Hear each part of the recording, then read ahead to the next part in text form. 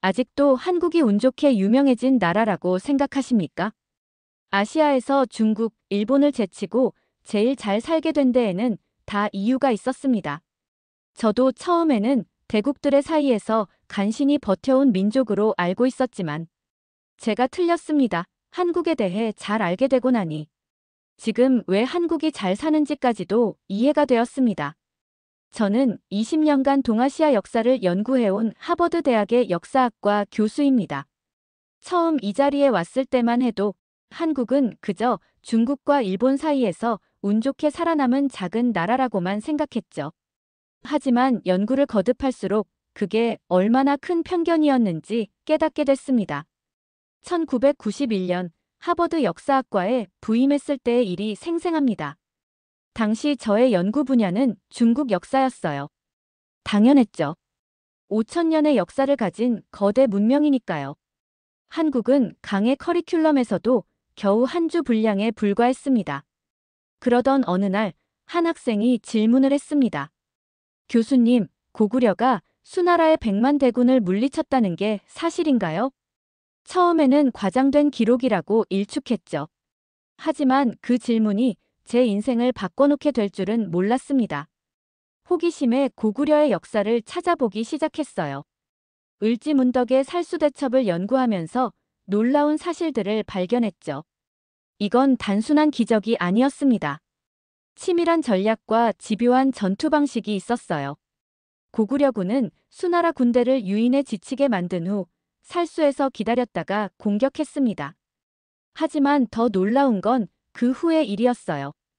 퇴각하는 군대를 끝까지 추격해 완전히 괴멸시켰죠. 이런 전략은 당시로서는 매우 이례적이었습니다.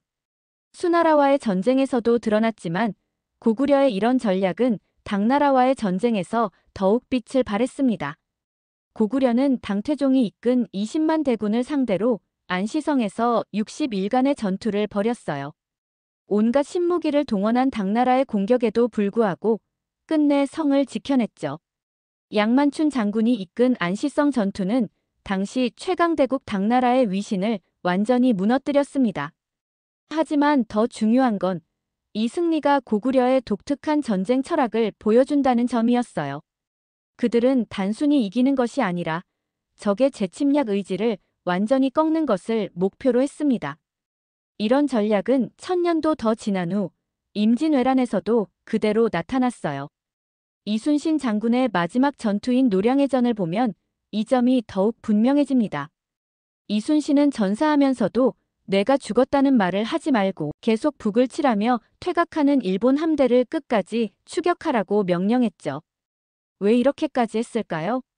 연구를 거듭할수록 그 이유가 분명해졌습니다.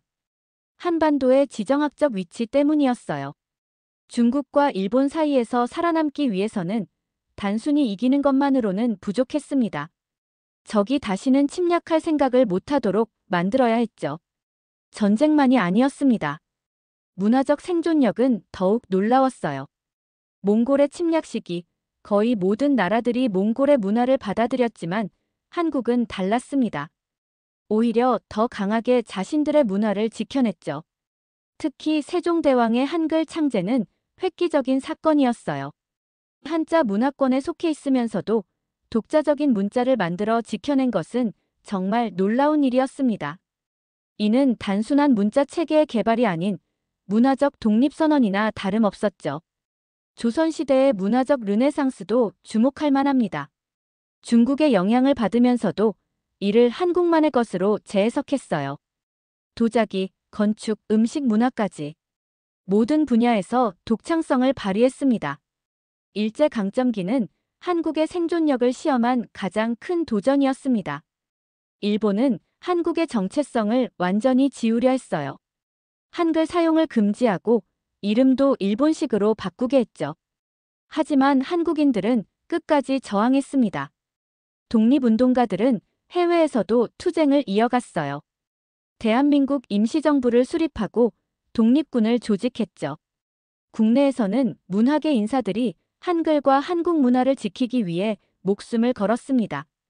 이런 저항은 일본의 통치를 끝까지 불안하게 만들었어요. 해방 이후 찾아온 한국 전쟁도 큰 시련이었습니다. 하지만 한국은 전쟁의 폐허 속에서도 놀라운 복원력을 보여줬어요. 불과 한 세대 만에 산업화를 이루며 한강의 기적을 만들어냈죠. 경제 발전 과정에서도 한국만의 특징이 드러났습니다. 다른 개발도상국들이 시행착오를 겪을 때 한국은 자신만의 방식으로 빠르게 성장했어요. 정부 주도의 계획 경제와 민간의 창의력이 절묘하게 결합된 독특한 모델을 만들어낸 겁니다.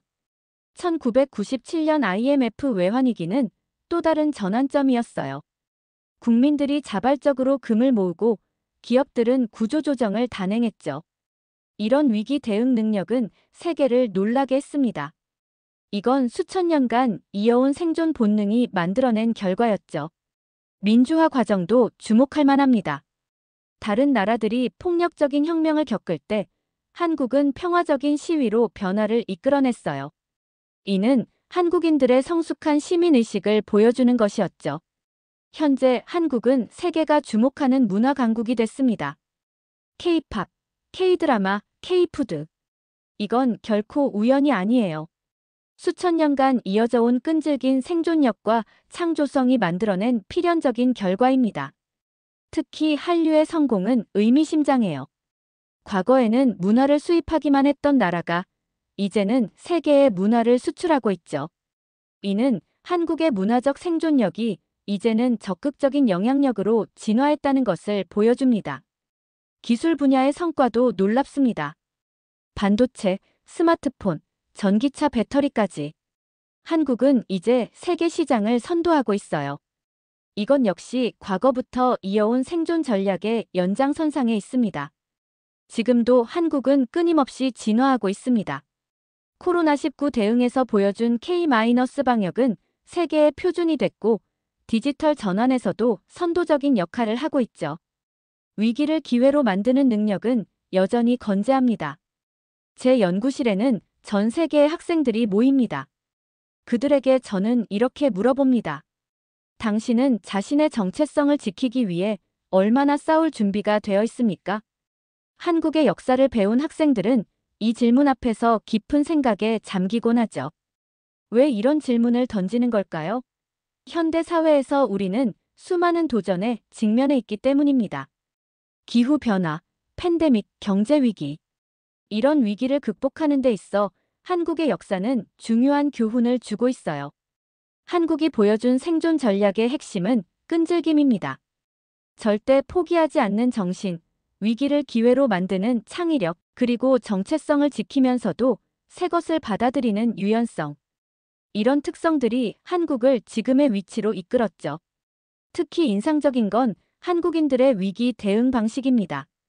다른 나라들이 위기 앞에서 분열될 때 한국은 오히려 더 강하게 뭉쳤어요. 이런 단결력은 수천 년의 역사 속에서 형성된 민족적 특성이라고 볼 수 있습니다. 최근 들어 더욱 분명해지는 게 있습니다. 한국의 성공이 결코 우연이 아니었다는 거예요. 치밀한 전략, 끈질긴 생존력, 그리고 창의적인 문제 해결 능력. 이 모든 것이 지금의 한국을 만들어냈습니다. 젊은 세대들에게 특히 강조하고 싶은 게 있습니다. 한국의 역사는 단순한 과거의 기록이 아니라는 거예요. 그것은 현대를 살아가는 우리에게 중요한 지혜를 제공하고 있습니다. 위기를 극복하는 방법, 정체성을 지키는 법, 그리고 발전을 이루는 전략까지. 이제 저는 자신 있게 말할 수 있습니다. 한국은 더 이상 중국과 일본 사이의 작은 나라가 아니에요. 세계가 주목하는 문화 강국이자 경제 강국이 됐죠. 이건 결코 운이 아닙니다. 역사 속에서 끊임없이 투쟁하며 자신만의 정체성을 지켜온 결과입니다. 앞으로도 한국은 계속해서 새로운 도전에 직면할 것입니다. 하지만 이제 저는 확신합니다. 과거에 그랬던 것처럼 한국은 이러한 도전들을 또 다른 기회로 만들어낼 거예요.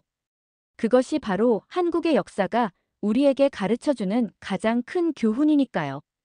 고구려의 전쟁 방식을 더 자세히 들여다보면 놀라운 전략들이 발견됩니다. 을지문덕은 수나라 군대를 상대할 때 초기에는 의도적으로 약한 모습을 보였어요. 양죽산의 수서에 따르면 고구려군은 마치 패배한 것처럼 보이게 하면서 수나라 군대를 더 깊숙이 유인했다고 합니다. 살수대첩의 전술은 더욱 정교했습니다. 을지문덕은 퇴각하는 과정에서 수나라 군대의 보급로를 차단했어요. 식량과 물이 부족해진 적군은 지쳐갔고 결정적인 순간에 살수에서 방어선을 펼쳤죠. 이것이 바로 청야 전술의 시작이었습니다. 고구려의 산성 방어 체계도 주목할 만합니다. 안시성 전투에서 양만춘이 보여준 방어 전략은 당시로서는 혁신적이었어요. 성벽 구조부터 특별했습니다. 이중 성벽 시스템을 도입해 적의 공성 무기를 무력화시켰고 수력을 이용한 방어 시설도 갖추고 있었죠. 특히 안시성 전투에서 당태종을 부상시킨 일화는 유명합니다. 당시 기록에 따르면 성 위에서 쏜 화살이 당태종의 눈을 맞췄다고 해요. 이는 단순한 우연이 아니었습니다. 고구려군은 적장의 위치를 파악하고 집중 공격하는 전술을 구사했던 거죠. 고구려의 군사 전략이 놀라웠다면 신라의 문화적 성취도 주목할 만합니다. 신라는 불교를 받아들이면서도 이를 완전히 자신들의 것으로 재해석했어요. 불국사와 석굴암은 그 대표적인 예시죠. 인도에서 시작된 불교 건축 양식을 한국의 자연과 조화롭게 융합시켰습니다. 석굴암의 구조는 특히 놀랍습니다. 정교한 수학적 계산을 바탕으로 설계됐어요. 돔 형태의 천장은 자연스러운 통풍과 습도 조절을 가능하게 했고 본존불의 위치는 춘분과 추분에 맞춰 완벽한 채광이 이루어지도록 설계됐죠. 이는 당시 신라인들의 과학기술 수준을 보여줍니다. 황룡사 9층 목탑도 빼놓을 수 없는 업적입니다. 높이가 80m에 달했던 이 목탑은 당시 세계 최고 높이의 목조 건축물이었어요. 더 중요한 건 이 탑이 신라만의 독특한 건축 양식을 보여줬다는 점입니다. 중국이나 일본의 탑과는 완전히 다른 모습이었죠. 신라의 금속 공예 기술도 세계 최고 수준이었습니다.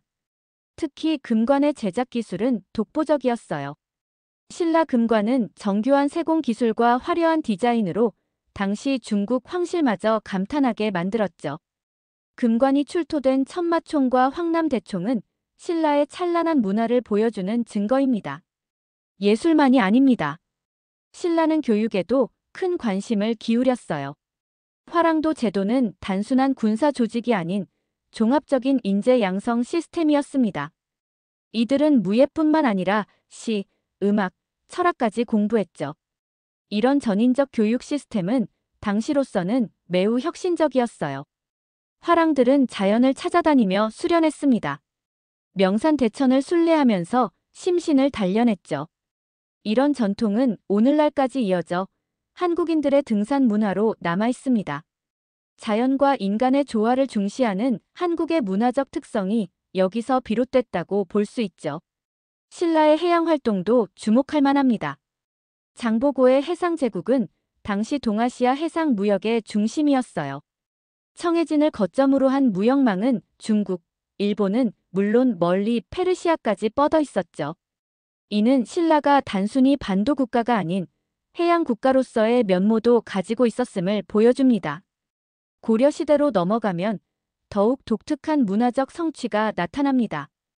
고려 청자는 그 대표적인 예시죠. 청자의 비색은 당시 중국 송나라 도공들도 따라할 수 없는 것이었어요. 이는 단순한 도자기 제작이 아닌 과학기술의 결정체였습니다. 고려의 금속 활자도 획기적이었어요. 직지심 체요절은 현존하는 세계 최고의 금속 활자본입니다. 유럽의 구텐베르크보다 78년이나 앞섰죠. 이는 고려의 과학기술이 세계 최고 수준이었음을 보여주는 증거입니다. 고려의 불교 문화도 독특했습니다. 송나라와 활발한 교류를 하면서도 독자적인 불교 문화를 발전시켰어요. 팔만대장경은 그 대표적인 예시죠. 몽골의 침입이라는 국가적 위기 속에서도 오히려 더 큰 문화적 업적을 이뤄낸 겁니다. 조선시대에 이르면 한국의 문화는 더욱 독창적으로 발전합니다. 세종대왕의 한글 창제는 그 정점이었죠. 한글은 단순한 문자 체계가 아닙니다. 당시 최고의 과학적 지식을 총동원해 만든 과학적 문자체계였어요. 정약용의 거중기도 주목할 만한 발명품입니다. 수원 화성을 건설할 때 사용된 이 기계는 당시로서는 매우 혁신적인 것이었어요. 이는 조선의 과학기술이 실용적인 방향으로 발전했음을 보여줍니다. 의료 분야의 발전도 놀랍습니다. 허준의 동의보감은 당시 동아시아 의학을 집대성한 책이었어요. 특히 주목할 점은 중국 의학을 그대로 받아들이지 않고 한국의 실정에 맞게 재해석했다는 점입니다. 조선의 천문학 수준도 세계적이었습니다. 세종 때 만들어진 간이대는 당시 세계 최고의 천문 관측소였어요. 이를 통해 만든 칠정사는 매우 정확한 역법이었고 지금도 그 정확성이 인정받고 있죠. 조선 후기로 오면 실학이라는 새로운 학문 사조가 등장합니다. 실학자들은 중국의 학문을 맹목적으로 추종하지 않았어요. 대신 실용적이고 과학적인 연구에 집중했죠. 김정호의 대동여지도는 그 대표적인 성과입니다. 대동여지도의 제작 과정은 놀랍습니다. 김정호는 직접 전국을 발로 뛰어다니며 지형을 측량했어요. 당시로서는 매우 혁신적인 방식이었죠. 더욱 놀라운 건 축척과 기호를 사용한 현대적 지도 제작 방식을 도입했다는 점입니다. 실학자들의 농업 연구도 주목할 만합니다. 박지원, 박재가 등은 중국의 선진 농업 기술을 연구하면서도 이를 조선의 실정에 맞게 개량했어요. 이는 단순한 기술 도입이 아닌 창조적 응용이었죠. 조선의 의학도 독자적으로 발전했습니다. 허준의 동의보감은 중국 의학을 그대로 받아들이지 않았어요. 대신 조선의 기후와 체질에 맞는 처방을 연구했죠. 이는 현대 한의학의 기초가 되었습니다. 음악 분야에서도 독창성이 빛났어요. 정악과 민속악의 조화, 그리고 독특한 장단은 다른 나라에서 찾아보기 힘든 것이었습니다. 판소리는 서민들의 예술이면서도 높은 예술성을 갖췄죠. 건축에서도 조선만의 특징이 드러났습니다. 한옥은 자연과의 조화를 중시했어요. 온돌과 마루의 조합은 한국의 기후에 완벽하게 적응한 결과물이었죠. 이는 현대 건축에서도 주목받는 친환경 기술입니다. 조선의 도시 계획도 독특했어요. 수원 화성은 그 대표적인 예시입니다. 성곽 도시이면서도 상업과 주거가 조화를 이룬 계획도시였죠. 정조는 이를 통해 새로운 도시 모델을 제시하려 했습니다. 근대로 넘어오면서 한국은 더 큰 도전에 직면합니다. 일제강점기는 민족의 정체성을 완전히 말살하려는 시도였어요. 일본은 한글 사용을 금지하고 신사참배를 강요했죠. 하지만 한국인들은 끝까지 저항했습니다. 독립운동가들의 활동은 전 세계적이었어요. 만주, 연해주, 상하이 등지에서 독립군을 조직하고 무장투쟁을 전개했죠. 국내에서는 문학의 인사들이 한글과 한국 문화를 지키기 위해 목숨을 걸었습니다. 특히 주목할 만한 것은 문화적 저항이었어요. 시인들은 암호 같은 시어로 독립의 의지를 표현했고 음악가들은 저항의 정신을 민요에 담았죠. 이런 문화적 저항은 민족의 정신을 지키는 중요한 수단이었습니다. 해방 이후 한국 전쟁의 폐허 속에서도 한국인들은 놀라운 회복력을 보여줬어요. 1960년대 초 한국의 1인당 GDP는 아프리카의 가나보다도 낮았습니다. 하지만 불과 한 세대 만에 세계 10위권의 경제대국으로 성장했죠. 이 과정에서 보여준 한국의 전략은 매우 독특했어요. 정부 주도의 계획 경제와 민간의 창의력을 절묘하게 결합했습니다. 수출 주도형 성장 전략을 채택하면서도 내수 시장도 동시에 육성했죠. 특히 교육에 대한 투자는 놀라웠습니다.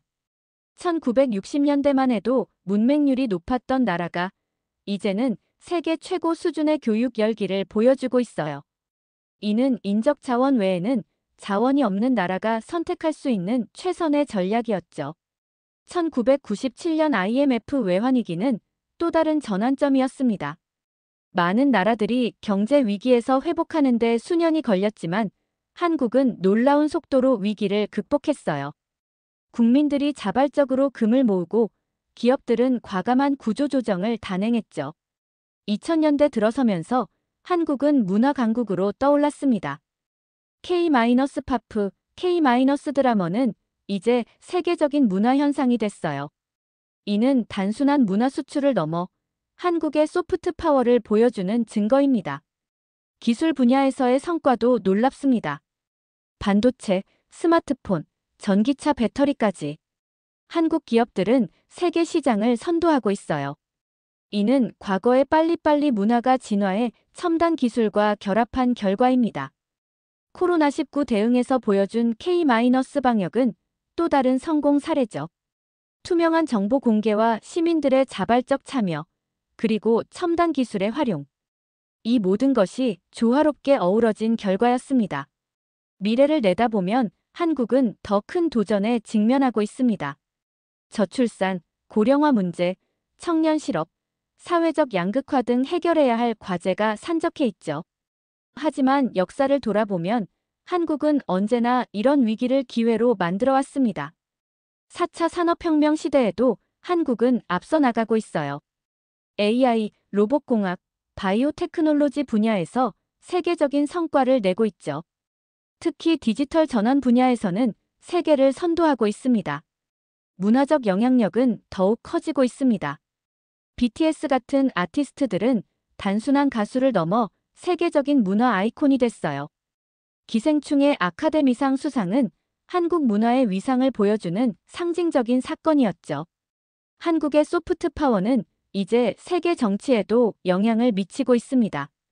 G20 정상회의 의장국을 맡고 기후변화 대응에서도 주도적인 역할을 하고 있죠.